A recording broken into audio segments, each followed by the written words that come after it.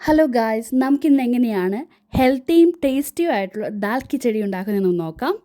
അതിനായിട്ട് 150 ഗ്രാം സാമ്പാർ പരിപ്പ് അഥവാ ദാൽ ആണ് എടുത്തിരിക്കുന്നത്. 2 പേർക്ക് സെർവ് ചെയ്യാൻ ഇത് ധാരാളം മതിയാകും. ഇത് നമുക്കിനി ആ ബൗളിലേക്ക് പകർത്തിയ ശേഷം ഒരു 250 ml വെള്ളമൊഴിച്ച് കുതിർക്കാൻ വയ്ക്കാം. അരമണിക്കൂറോളം നമുക്ക് കുതിർക്കാൻ വേണ്ടിയിട്ട് വയ്ക്കാം. ദാൽ കിച്ചടി വളരെയധികം ഹെൽത്തി ആയിട്ടുള്ളൊരു ഡിഷാണ്. എസ്പെഷ്യലി പ്രത്യേകിച്ച് പനിയാവുമ്പോൾ, പിന്നെ അതുപോലെ തന്നെ എന്തെങ്കിലും ബോഡിക്ക് എന്തെങ്കിലും ബോഡി പെയിനോ ശരീരവേദനയൊക്കെ ഉള്ളപ്പോൾ ഈസി ആയിട്ട് നമുക്ക് ഉണ്ടാക്കാൻ പറ്റുന്ന ഒരു ഡിഷാണ് ദാൽ കിച്ചടി. ഇതിപ്പോൾ അരമണിക്കൂർ ഇത് കുതിർത്ത് വെച്ച പരിപ്പാണിത്. നമുക്കിനി ഇത് 3 മുതൽ 4 തവണ വരെ വാഷ് ചെയ്യാം. കഴുകിയ പരിപ്പ് നമുക്കിത് കുക്കറിലേക്ക് ചേർക്കാം. അതിനുശേഷം 3 ടേബിൾ സ്പൂൺ മഞ്ഞൾപ്പൊടി ചേർക്കാം, 1 ടേബിൾ സ്പൂൺ ഉപ്പ്.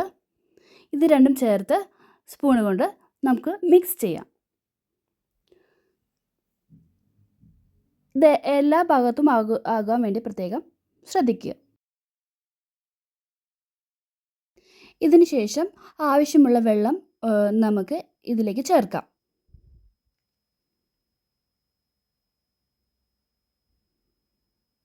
കുക്കർ അടച്ചു വെച്ച ശേഷം 5 മുതൽ 6 വിസിൽ വരെ മീഡിയം ഫ്ലെയിമിൽ വേവിക്കുക. ഇതേ സമയം നമുക്ക് ഇൻഗ്രീഡിയൻസ് എല്ലാം തയ്യാറാക്കാം. അതിനായി 3 പച്ചമുളക്, 4 വെളുത്തുള്ളി, 1 ചെറിയ കഷ്ണം ഇഞ്ചി, 1 സവാള പൊടിയായി അരിഞ്ഞത്, 1 തക്കാളി ചെറുതായി അരിഞ്ഞു വെച്ചത്. ഒരു കടായി എടുത്ത് അതിലേക്ക് 4 ടേബിൾ സ്പൂൺ വെജിറ്റബിൾ ഓയിൽ. ഇത് മീഡിയം ഫ്ലെയിമിൽ ചൂടാകാൻ വേണ്ടി വയ്ക്കാം. അതിനുശേഷം 1/4 ടീസ്പൂൺ ക്യുമിൻ സീഡ് അഥവാ ജീരകം ചേർക്കാം. ഇതിലേക്ക് തയ്യാറാക്കി വെച്ചിട്ടുള്ള വെളുത്തുള്ളിയും ഇഞ്ചിയും ചേർക്കാം. അത് ചേർത്ത് നമുക്കൊരു തവി കൊണ്ട് പതുക്കെ മിക്സ് ചെയ്യാം. അതിനുശേഷം പച്ചമുളകും സവാളയും ചേർത്ത് മിക്സ് ചെയ്യാം. ഇനി ഇതിലേക്ക് 1 സ്പൂൺ ഉപ്പ് ചേർക്കുകയാണ്. അപ്പോൾ മൊത്തത്തിൽ നമ്മളിപ്പോൾ 2 സ്പൂൺ ഉപ്പാണ് ഈ ഡിഷ് ഉണ്ടാക്കാൻ നമ്മൾ ഉപയോഗിക്കുന്നത്.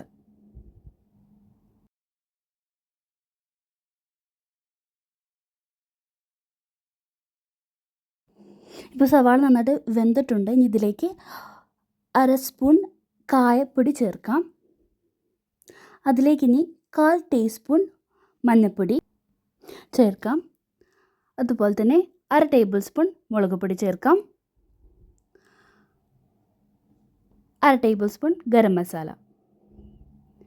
ഇതെല്ലാം ചേർത്തതിന് ശേഷം ഒരു തവി ഉപയോഗിച്ച് സവാളയിലേക്ക് മിക്സ് ചെയ്യാം. ഈ സമയം നമുക്ക് തീ ഹൈ ഫ്ലെയിമിലേക്ക് വയ്ക്കാം. മസാലയെല്ലാം മുരിയാൻ വേണ്ടിയിട്ടാണ് നമ്മൾ ഹൈ ഫ്ലെയിമിലേക്ക് വെക്കുന്നത്. മസാലയെല്ലാം നന്നായിട്ട് മുരിഞ്ഞിട്ടുണ്ട്. നമുക്കിനി ഇതിലേക്ക് 1 തക്കാളി ഇടാം. അത് നമുക്ക് തവി ഉപയോഗിച്ച് മിക്സ് ചെയ്യാം ഈ മസാലയിലേക്ക്.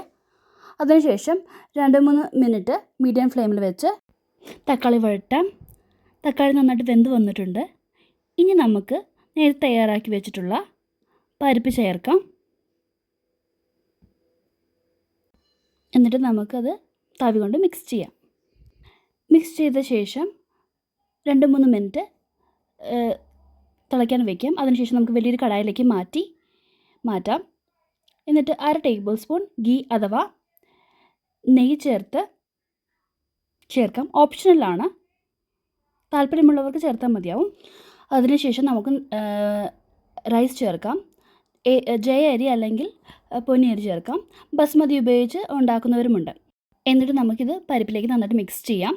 എന്നിട്ട് ഒരു 4 മുതൽ 5 മിനിറ്റ് വരെ തിളപ്പിക്കാം. അതിനുശേഷം മൂടി വെച്ച് ഏകദേശം 5 മിനിറ്റ് മുതൽ 6 മിനിറ്റ് വരെ തിളപ്പിക്കാം. 6 മിനിറ്റ് കഴിഞ്ഞു. നമുക്കിനി ഇത് മാറ്റി ഇപ്പോൾ ഇത് റെഡി ആയിട്ടുണ്ട്. നമുക്കിനി ചെറിയൊരു ബൗളിലേക്ക് വെച്ച് നമുക്ക് സെർവ് ചെയ്യാവുന്നതാണ്. നിങ്ങളുടെ അഭിപ്രായങ്ങളും നിർദ്ദേശങ്ങളും കമൻറ്റിലൂടെ എഴുതി അറിയിക്കുമെന്ന് പ്രതീക്ഷിക്കുന്നു. Thank you.